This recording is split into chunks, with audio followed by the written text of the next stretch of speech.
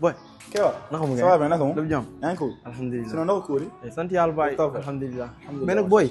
fan naa la wax fan naa la benn affaire man daal booy kii laa bëggoon nga expliquer ma mooy probabilité. Probabilité. moo laa bëggoon yow nga expliquer bu yomb nag. yomb la c'est très intéressant mais ak yomb. probabilité da nga bëgg comprendre lépp. mais comment ça. dama Mbacke mi ngi classe bi mi ngi classe bi. ok Mbacke man. d'accord dama la ko expliquer ne ko résumé laa bëgg rek si probabilité. dama expliquer lépp en détail nag. ah Mbacke. ah bon. Bonjour monsieur. Oui, bonjour, ça va? Ça va bien? Vous allez bien? Alhamdulillah. Mais monsieur, pouvez-vous m'expliquer la leçon de la probabilité? Parce que ça me pose énormément de problèmes. Ça me pose énormément de problèmes. Et je voulais vraiment des explications très claires pour que je puisse comprendre. Parce que bientôt les devoirs et je n'ai pas bien compris. Vraiment, donc je voulais vraiment que vous m'expliquiez pour que je puisse comprendre aussi. Alors, bonjour, j'espère que vous allez très bien. Bon, ne vous inquiétez pas, je vais vous expliquer de manière plus simple et plus détaillée tout ce que vous devez savoir sur le calcul de probabilité. Il faut d'abord savoir que le calcul de probabilité s'applique sur une expérience aléatoire. D'abord, c'est quoi une expérience aléatoire? C'est tout simplement une expérience dont l'issue est imprévisible. C'est-à-dire on ne peut pas prévoir à l'avance le résultat de l'expérience. Par exemple, un exemple très facile, le lancer d'une pièce de monnaie. Mais quand vous n'avez pas encore lancé la pièce, vous ne pouvez pas dire si vous aurez pile ou bien face. Donc le lancer d'une pièce de monnaie est une expérience aléatoire. Un autre exemple plus facile, le lancer d'un dé. Un dé est composé de 6 faces numérotées de 1 à 6. Quand on n'a pas lancé le dé, on ne pourra pas savoir est-ce qu'on aura le chiffre 1 ou bien le chiffre 2 ou bien etc. Donc le lancer d'un dé aussi est une expérience aléatoire. Maintenant, quand on a une expérience aléatoire, bon, l'expérience aléatoire, on a des résultats. C'est-à-dire, on s'attend à des résultats quand on lance, par exemple, quand on a une expérience aléatoire. Par exemple, quand on lance une pièce de monnaie, par exemple, on a dit tout à l'heure que le lancer d'une pièce de monnaie est une expérience aléatoire. Mais quand on lance une pièce de monnaie, on s'attend à avoir quoi? Pile ou bien face. Donc, le nombre de résultats de l'expérience aléatoire, on l'appelle univers. Donc, c'est quoi l'univers? C'est tout simplement le nombre de résultats d'une expérience aléatoire. Donc, l'univers aussi, associé à l'expérience aléatoire, le lancer d'une pièce de monnaie, c'est pile et face. Et l'univers associé à l'expérience aléatoire, le lancer d'un dé, c'est égal à oméga égal à quoi? 1, 2, 3. C'est-à-dire on cite les résultats de l'expérience aléatoire. Les résultats de l'expérience aléatoire d'une pièce de monnaie, c'est pile et face. Les résultats de l'expérience aléatoire, le lancer d'un dé, c'est quoi? 1, 2, 3, 4, etc. Donc c'est ça l'univers. Donc je vous ai expliqué deux notions très importantes. L'expérience aléatoire et quoi? Et l'univers. Maintenant, dans l'univers, on a là-bas ce qu'on appelle événement. Donc l'événement, c'est tout simplement une partie de l'univers. Si par exemple je prends la classe, l'univers, la classe, c'est-à-dire si je prends deux élèves, j'appelle deux élèves, ces deux élèves-là, on les appelle événements. Si je prends 3 élèves, on les appelle événements. 4 élèves, 5 élèves, et ainsi de suite. Donc, on peut dire qu'un événement est une partie de l'univers. Mais si j'appelle seulement un seul élève, on ne l'appelle plus événement, mais événement élémentaire. Donc, événement élémentaire, c'est un singleton de l'univers. Et on l'appelle aussi éventuel. On l'appelle aussi éventualité. Donc, il faut savoir qu'est-ce que c'est qu'une expérience aléatoire, qu'est-ce que c'est que l'univers, qu'est-ce que c'est que l'événement, qu'est-ce que c'est que l'événement élémentaire, appelé aussi éventualité. Maintenant, après avoir bien compris le vocabulaire de la probabilité, donc il faut savoir aussi que vous devez apprendre 4 parties. La probabilité, c'est-à-dire la probabilité uniforme, la probabilité conditionnelle, l'épreuve de Bernoulli, d'accord, mais aussi variable aléatoire. Donc c'est 5 parties-là que je voudrais que vous expliquiez de manière plus simple et plus détaillée sur la probabilité. Je répète, la probabilité uniforme, la probabilité conditionnelle, la variable aléatoire, l'épreuve de Bernoulli et loi binomiale. Voilà. Maintenant, la probabilité uniforme, c'est quoi? Quand vous êtes devant un exercice de probabilité, si la probabilité est uniforme, on va appliquer une formule.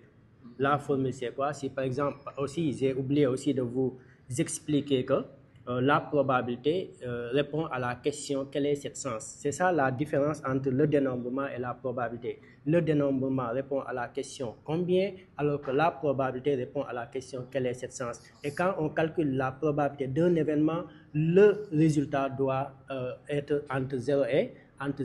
Ça ne doit pas sortir là, entre 0 et 1. Voilà, donc là, quand on a par exemple un événement A, on va calculer sa probabilité. Donc la probabilité de l'événement, c'est noté P de A, qui est égal à cardinal de A sur cardinal de oméga. Ça, c'est une formule. Quand est-ce qu'on doit l'appliquer si on a la probabilité uniforme? Et quand est-ce que la probabilité elle est uniforme? Si maintenant, parce que je vous ai expliqué tout à l'heure que l'univers est aussi événement élémentaire. C'est-à-dire dans un univers, par exemple, si les événements élémentaires ont la même probabilité, donc on a là-bas la probabilité uniforme. Si par exemple le lancer d'un dé, quelle est la probabilité d'avoir le chiffre 1? C'est 1/6. Quelle est la probabilité d'avoir le chiffre 2? C'est 2/6. Quand dans un dé numéroté de 1 à 6, tous les éléments, parce que si je prends un seulement, on l'appelle événement élémentaire. Parce que on l'appelle événement élémentaire. Quand événement élémentaire, il y a même probabilité. Dans ce cas, on parle de l'équiprobabilité. Et quand on a l'équiprobabilité, on va appliquer la probabilité uniforme P de A égale cardinal de A sur cardinal de oméga. Voilà. Maintenant, il faut aussi faire la différence entre la probabilité uniforme et la probabilité conditionnelle. La probabilité uniforme s'applique seulement sur un événement, alors que la probabilité conditionnelle s'applique sur 2 événements. D'accord? S'applique sur 2 événements. D'accord? Voilà. Maintenant, il y a aussi la variable aléatoire, ou bien je vais vous expliquer d'abord c'est quoi l'épreuve de Bernoulli. Voilà. Maintenant, l'épreuve de Bernoulli, c'est une épreuve qui n'a que 2 issues. L'une est appelée succès, l'autre est appelée échec. D'accord, c'est ça la définition de l'épreuve de Bernoulli. Un exemple très facile, tey jour bi nga xam ne day jouer basket, mais lancer bi muy def benn lancer boobu muy def loolu c'est une épreuve de Bernoulli parce que moom soit day dugal wala mu day dugal si panier bi wala mu échoué. Kon loolu on l'appelle épreuve de Bernoulli. C'est tout simplement une épreuve qui n'a que 2 issues. L'une est appelée succès, l'autre est appelée échec. Voilà, maintenant nag jour basket exemple bi ma jël léegi jour bi nga xam ne day basket di lancer, mais su fekkee dafa lancer benn yoon rek c'est une épreuve de Bernoulli. Mais su fekkee ni loolu daf ko jël di ko répéter bu boobaa dootul nekk épreuve de Bernoulli mais day nekk schéma de Bernoulli. Mais nag attention, mais il faut me répéter ko n fois lu bari, mais nag de façon identique et indépendante. Lan mooy de façon identique mooy su ma lancer première fois, deuxième fois bi ni ma doon nooyee première fois bi de façon identique lañ wax noonu laa war a nooyee waat sama loxo waruma ko lancer benn rek duggul, deuxième fois bi ma naan xaar ma defal sama loxo bi kon nekkatul de façon identique. D'accord? Oui. Voilà, de façon identique, moi dans les mêmes conditions et de manière indépendante. De manière indépendante, moi la réalisation de l'un ne dépend pas de la réalisation de l'autre.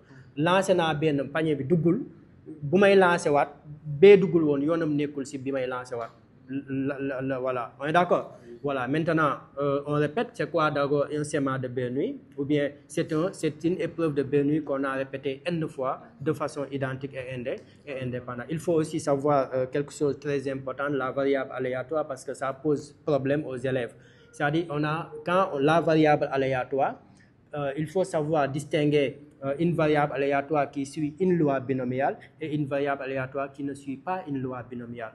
À chaque fois dans un exercice, si on vous dit soit grand X la variable aléatoire, attendez-vous à la première question, déterminer la loi de probabilité. Et si on vous demande de déterminer la loi de probabilité, il y a 3 choses qui nous attendent. Première chose, il faut énumérer les valeurs que prend grand X. Deuxième chose, calculer la probabilité de chaque valeur. Et troisième chose, consigner les résultats dans un tableau.